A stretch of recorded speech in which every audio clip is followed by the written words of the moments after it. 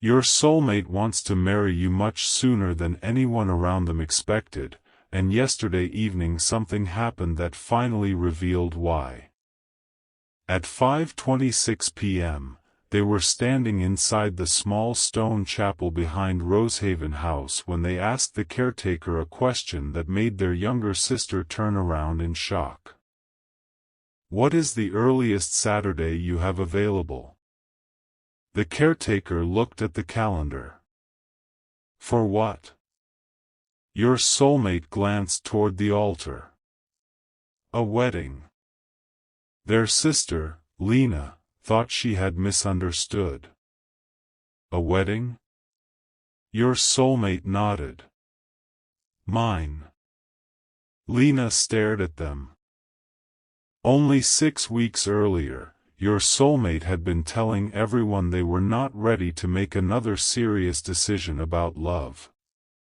Now they were asking whether the chapel could be prepared within a month. Lena moved closer. "Have you even spoken to them?" "Not yet." "Do they know you want this?" "Not yet." "Then why are you looking at wedding dates?" Your soulmate did not answer immediately. They were holding something in their right hand. A small brass key. Attached to it was a faded white ribbon. Lena recognized it. The key had belonged to their late grandmother, Ruth. For almost 12 years nobody knew what it opened. Yesterday, your soulmate discovered the answer. Behind a loose wooden panel beneath the chapel organ was a narrow box. Inside were 3 letters. One addressed to your soulmate's father. One to Lena. And one carrying your soulmate's name. The final line of that letter said, "When you finally meet the person who teaches you that love should make truth easier, not harder, do not waste years asking fear for permission." Your soulmate read that sentence 4 times. Then they found something else inside the box. A photograph. You were in it. Not with your soulmate. With Ruth. The photograph had been taken almost 2 years before Ruth died. And written on the back, in Ruth's handwriting, were 7 words, "They never told you what they did."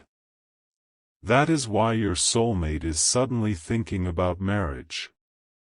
But it is not because Ruth somehow chose you for them. The truth is much deeper. Because when the photograph was taken, your soulmate did not even know you had met their grandmother. And what Ruth knew about you explains one of the most painful misunderstandings your relationship ever survived. Rosehaven House had belonged to your soulmate's family for 4 generations. It was not exactly an estate and not exactly a business. The main house had been converted decades earlier into a retreat center used for weddings, grief workshops, small conferences, and community events. Behind it stood the stone chapel where several generations of the family had married. Beside the chapel was an old orchard Ruth refused to sell even when developers offered enormous amounts of money. Your soulmate grew up there. As a child, they helped place flowers before weddings. They rang the chapel bell after ceremonies. They knew which orchard tree produced fruit first each year and which upstairs room had a window that never closed properly. But Rosehaven carried another history. Every generation had sacrificed something to keep it. Ruth sold land after her husband died. Your soulmate's father, Samuel, borrowed heavily during a recession. Their mother, Caroline, postponed retirement plans for years. And by the time your soulmate became an adult, the family treated keeping Rosehaven alive almost like a moral responsibility. Your soulmate loved the place, but they feared becoming trapped by it. They rarely admitted that. Then you arrived. Rosehaven wanted to renovate several guest rooms and convert an unused barn into an event space. You were brought in to review the project because part of the financing came through a historic preservation fund. Your first meeting with Samuel was uncomfortable. He presented plans for a luxury expansion. You asked why the budget included a heated outdoor pool when the chapel roof leaked. Samuel replied, "The pool generates revenue." You answered, "Only if rain stops falling through the building people actually came here to see." Your soulmate looked away to hide a smile. Samuel noticed. He did not appreciate it. Over the next several months, you became the person who asked questions nobody else wanted to ask. You found unnecessary management fees.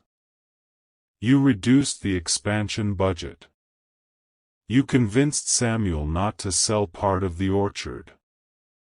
You also discovered that Ruth had quietly created a community fund allowing local families to use Rosehaven at reduced cost for memorials and small weddings. Samuel planned to eliminate it. You objected. He said, "It loses money." You replied, "Then stop calling this place a family legacy if the only thing worth preserving is profit." Your soulmate remembered those words. So did Ruth. She was already elderly then, but still sharp. She liked you almost immediately. The first time she met you, she asked whether you were frightened of Samuel. You said, "Only when he has spreadsheets." Ruth laughed so loudly your soulmate heard from the next room. The relationship between you and your soulmate developed slowly. You began walking through the orchard after meetings.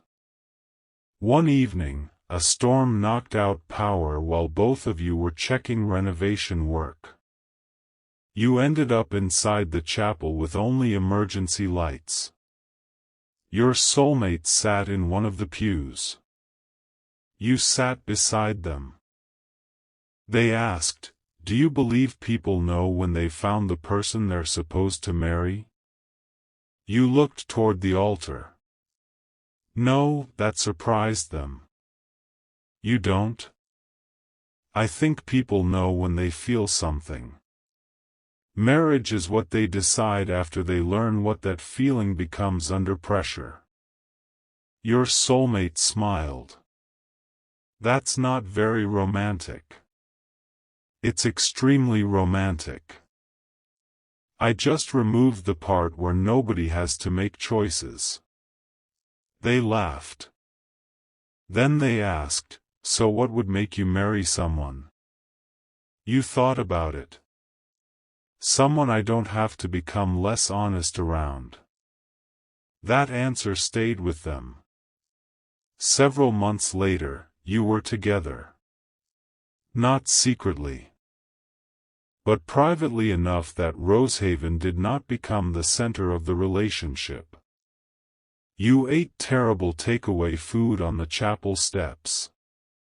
You drove away from the property whenever either of you needed a normal evening. You talked about marriage sometimes. Your soulmate said they wanted it one day. You said you did too. But neither of you wanted to rush. Then Samuel made a decision that changed everything. Rosehaven had accumulated more debt than your soulmate realized.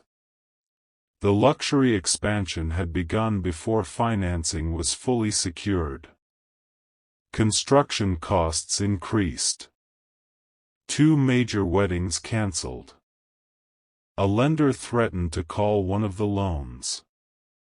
Samuel panicked. A hospitality company called Halcyon Heritage offered a partnership. Halcyon would pay off Rosehaven's most dangerous debt. It would manage bookings. It would finance renovations. And the family would remain publicly associated with the property. Samuel called it the perfect solution. You read the agreement. It was not. After 5 years, Halcyon could purchase a controlling interest if Rosehaven failed to reach aggressive revenue targets.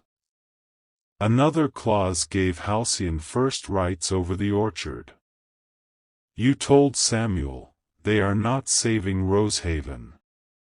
They are waiting for you to miss a target. Samuel accused you of trying to frighten the family. Your soulmate supported you. At first. Then Halcyon sent a representative named Adrian Cole. Adrian had grown up around the family. He knew Samuel socially. He spoke carefully. He never directly criticized you. Instead, he told your soulmate, your partner can afford to be cautious. If this fails, they leave. You're the one who loses your family home. That sentence worked because it touched your soulmate's oldest fear. You were free. They were not. Or at least they did not feel free. As negotiations continued, arguments between both of you became more frequent. You kept asking for time. Samuel kept saying there was none. Your soulmate started hearing every warning as another reminder that their family might lose Rosehaven. Then the lender issued a final demand. 30 days. If payment was not made, legal action could begin against the property. Halcyon offered to transfer the money immediately. You asked for 72 hours. Samuel refused. Your soulmate looked at you. Can you guarantee you'll find another solution? No, then what are you asking me to do? Not sign away the future because someone created a deadline. Your soulmate became angry. You always have the luxury of saying no. You stared at them. What does that mean? It means if this place disappears, you still have your life. You became quiet. Then, and you think you don't? Your soulmate heard judgment where you meant concern. The argument ended badly. The following morning, you discovered something. The lender threatening Rosehaven was no longer the original lender. The loan had quietly been purchased by an investment vehicle linked to Halcyon. They were creating the emergency they were offering to solve. You called Samuel. He refused to believe it. You sent the records to your soulmate. Before they could respond, Adrian Cole arrived with another document. It appeared to show that you had contacted a competing hotel group about Rosehaven's potential value. You had. But not to sell the property. You were investigating alternative refinancing. The document removed that context. Samuel told your soulmate, they've been shopping Rosehaven around while pretending to protect us. Your soulmate called you. Did you speak with Caldwell Hospitality? Yes. About Rosehaven? Yes. Silence.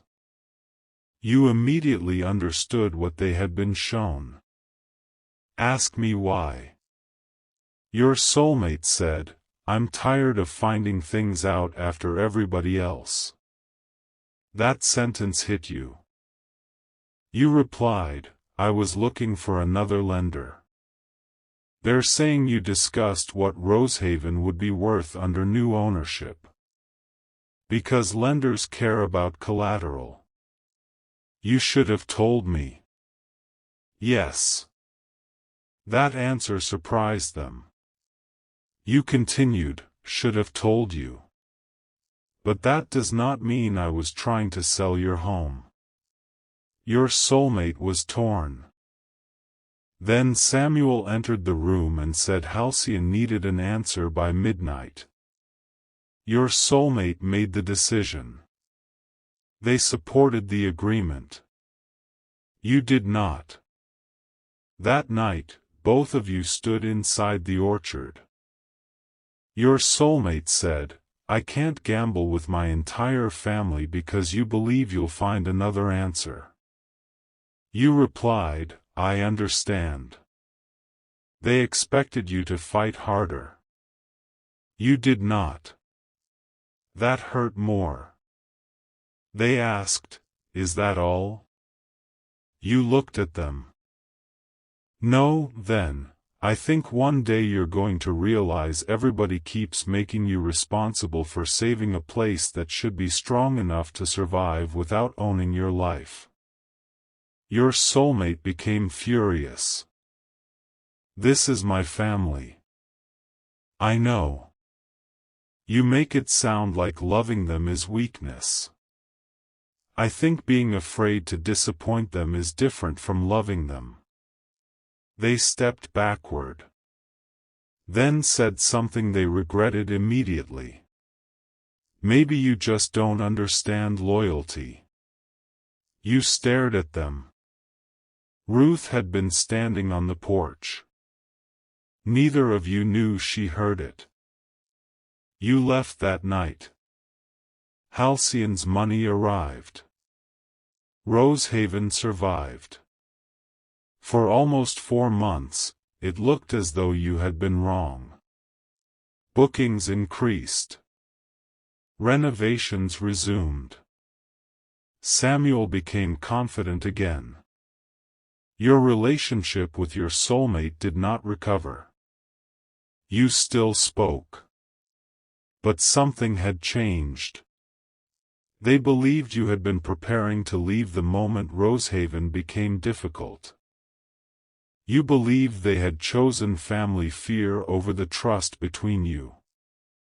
Then Ruth became seriously ill. Your soulmate spent most days with her. One afternoon Ruth asked, "Are you still seeing them?" Your soulmate said, "Not really." Why? They don't understand this family. Ruth looked at them for a long time. Then, no. I think they understand us very well. Your soulmate asked what she meant. Ruth refused to explain. 2 weeks later, she died. The loss changed the entire house.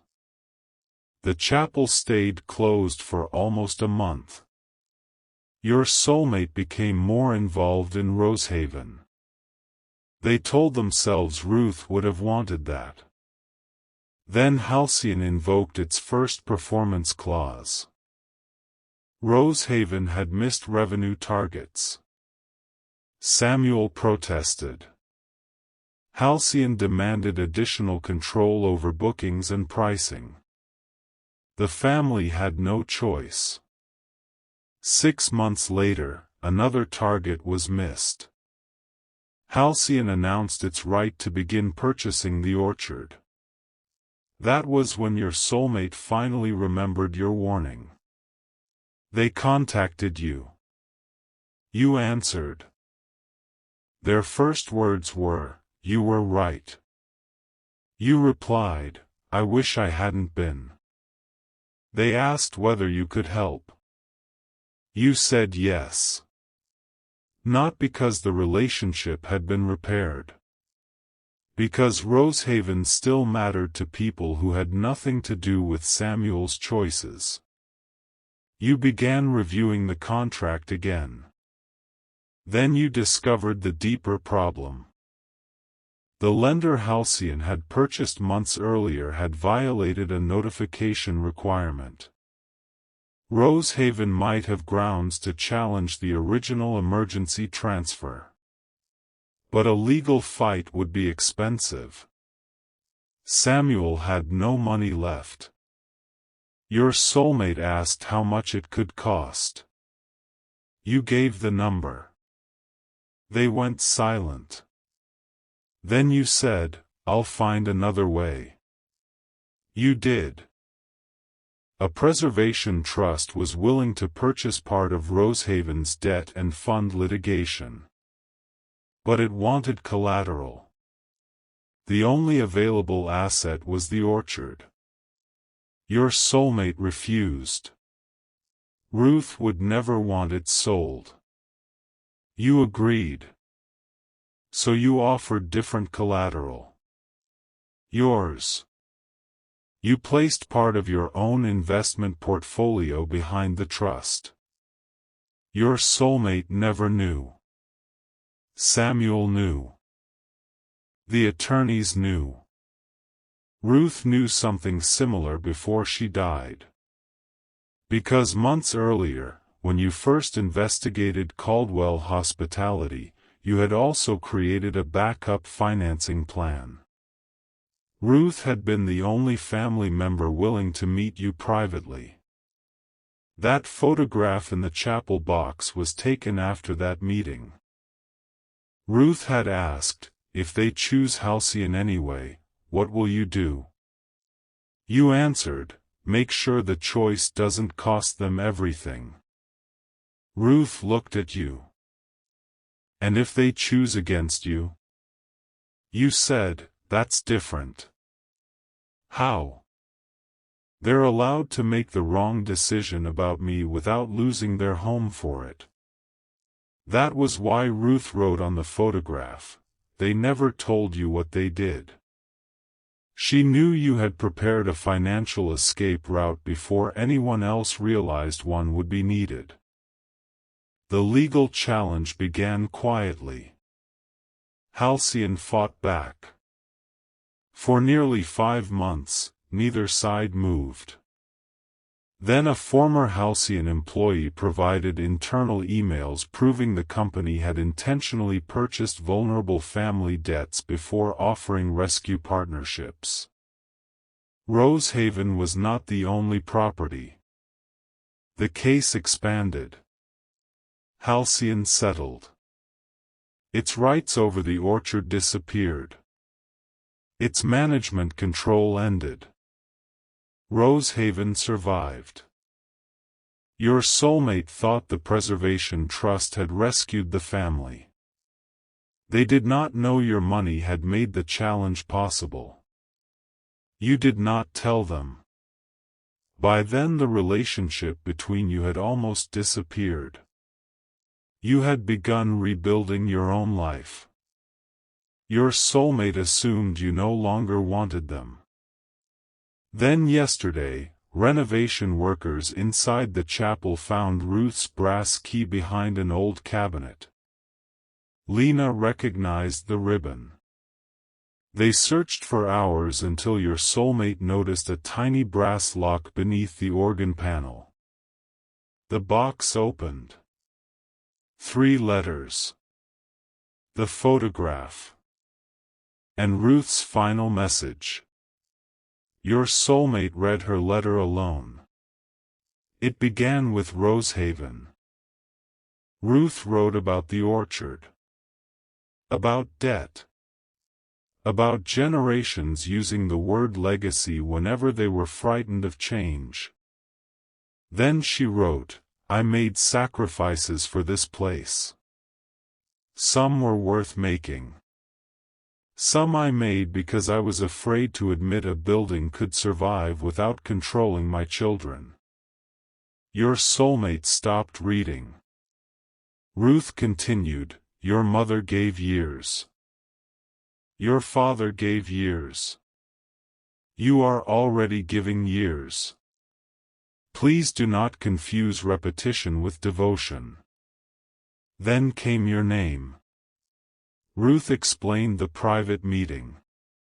She explained the alternative financing you had prepared. She explained that you refused to make yourself owner, beneficiary, or decision-maker. She wrote, "They could have used our fear to become important here. Instead, they tried to make sure your choice remained yours." Your soulmate began crying. Then Ruth revealed something even deeper. After her illness worsened, you visited her one final time. You never told your soulmate. Ruth asked whether you still wanted to marry them someday. You answered, yes. She asked, "Then why are you leaving?" You said, "Because right now they would marry me to escape pressure, or reject me to prove loyalty.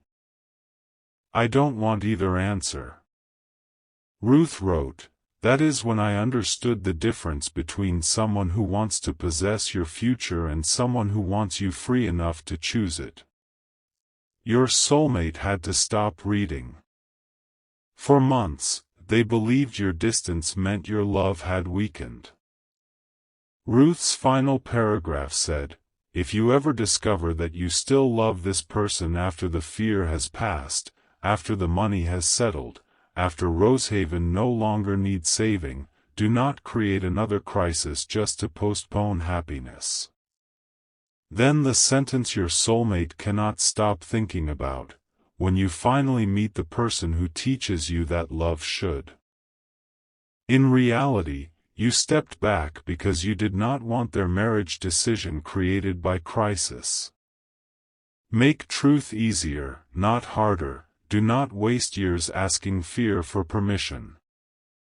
Your soulmate sat inside the chapel for almost an hour. Lena eventually came in. She saw the photograph. She saw your name. Then your soulmate said, "I want to marry them." Lena smiled through tears. "You've wanted that for years." Your soulmate shook their head. "No. Before, I wanted marriage and I wanted them. That isn't the same thing." Lena sat beside them. Your soulmate continued, "I kept waiting for everything to become perfectly safe before I chose anything." They looked at Ruth's letter. "Grandma is right. I keep asking fear for permission." That is why they walked directly to the caretaker and asked for the earliest wedding date. But something happened after that. Something important. On the drive home, your soulmate realized they were about to repeat another old pattern. Deciding first. Then expecting you to fit inside the decision. They returned to the chapel. The caretaker was still there. Your soulmate said, "Don't reserve anything yet." The caretaker looked confused. "I thought you wanted the earliest date." "I do." "Then what changed?" Your soulmate looked at Ruth's photograph. "They haven't chosen yet." That is where the real transformation happened. Your soulmate wants to marry you soon. But they no longer believe wanting something gives them the right to arrange your answer in advance. Last night, they began writing you a message. The first version said, "My grandmother left a letter about us." Deleted. Too much pressure. The second said, "I know now that we are meant to be together." Deleted. Ruth never wrote that. The third said, "I want to marry you." Your soulmate kept that sentence. But they added something before it. I learned yesterday what you did to protect Rosehaven, and I learned why you never used it to pull me back. Then, I also learned you once told Ruth that you did not want an answer from me while I was choosing from fear. Your soulmate paused. Then wrote, I think I finally understand what you were waiting for. They explained Halcyon. Their father. The orchard. The way they used loyalty as a reason not to question anything. Then they admitted, I blamed you for leaving because I could not admit that part of me was relieved when you did. Your absence allowed me to postpone deciding what kind of life I actually wanted. That was the hardest confession. Because your soulmate now understands something. You were not the only person who stepped away. They hid inside Rosehaven. Inside responsibility. Inside family expectation. Inside the idea that the timing was never right. Then, I still want Rosehaven in my life. I still love my family. But I no longer believe loving them requires making every future decision around their fear. And finally, I want to marry you. Your soulmate stared at the words. Then added, not because my grandmother told me to. Another line, not because Rosehaven survived. Another, not because I am afraid of losing you. Then, I want to marry you because after everything that happened, I still know who I become when I am honest with you. And I know who I became when I was afraid to be. Your soulmate cried while writing it. Lena asked if they were going to propose immediately. They said, no, why?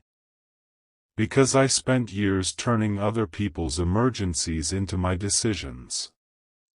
I'm not turning Grandma's letter into another one. Instead, your soulmate wants one conversation. No family. No chapel. No wedding coordinator. No date already selected. Just you. They want to tell you what Ruth revealed. They want to tell you they finally know about the financial guarantee. They want to apologize for believing you did not understand loyalty when you were quietly risking your own security to preserve their family's choices. And they want to ask something they once thought would make love feel less romantic. What do you want? That question is why heaven's message changed them. Not because the letter contained a prophecy. Not because Ruth promised you were destined. Ruth revealed something far more useful. She showed your soulmate the pattern. Generation after generation, people in the family had loved Rosehaven so much that fear began making their choices. Your soulmate almost allowed the same fear to choose their relationship. You were the first person who refused to participate. You could have used money to make yourself necessary. You did not. You could have exposed Samuel and humiliated him. You did not. You could have told your soulmate how much you sacrificed and demanded gratitude. You did not. You could have interrupted their life the moment Halcyon collapsed and said, "See? I was right."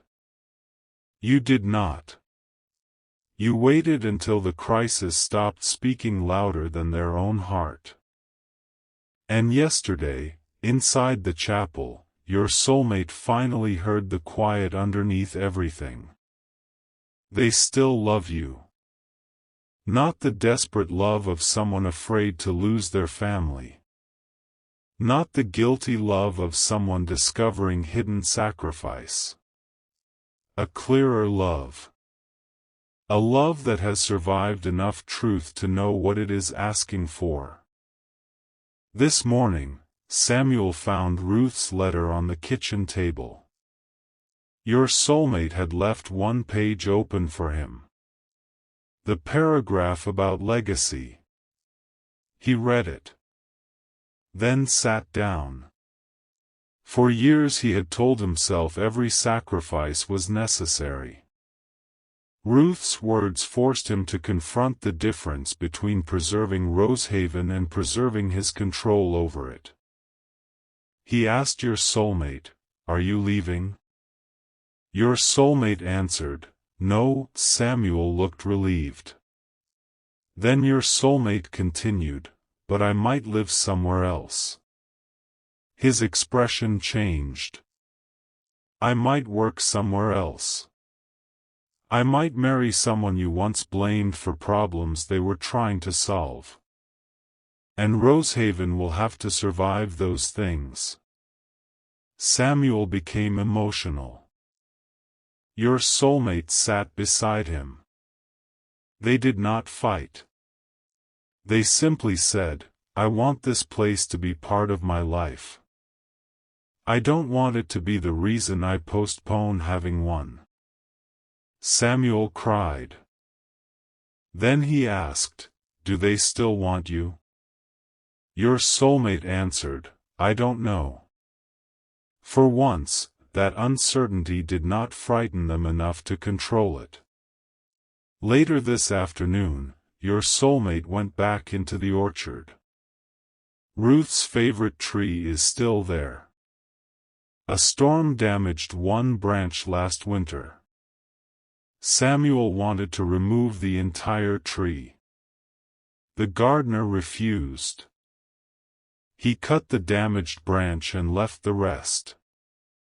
Your soulmate stood beside it for several minutes. Then laughed softly. Because suddenly Arthur's old lesson from another generation of stories seemed to exist here too.